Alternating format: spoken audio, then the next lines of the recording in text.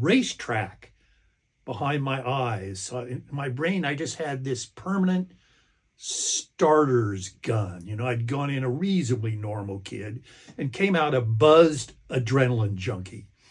One of those neurologists speculated that during all those fevers, my hippocampus had actually rewired itself. But the point was, after that, I could never do anything fast enough. So the result of that is before my eyes gave out a few years ago, I'd read on average at least a book a day all my life. Probably more because I'm a very high-speed reader. Hell, I used to even read fiction and nonfiction books in the bars. So, I mean, myself, I never saw anyone else who read in bars.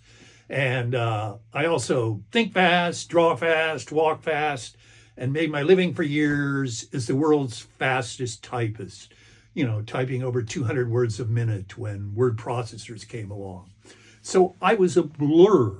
Now, pot and meditation have helped with that, but I've always been insanely impatient. If there's one thing I could change in my life, that'd be it.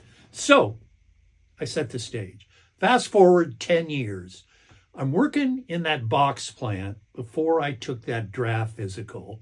And, I'm taking, I get stacks, 25 boxes, and I tie a string around them. No one had ever seen anyone do it faster.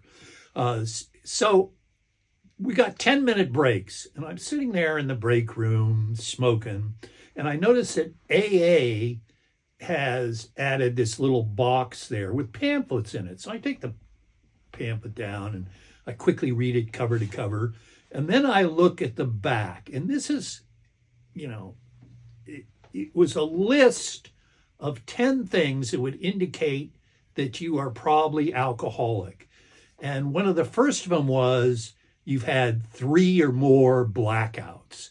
And I remember that moment to this day, maybe the most graphic memory of my life, just this indelible Polaroid in my brain, because I thought, that can't be right.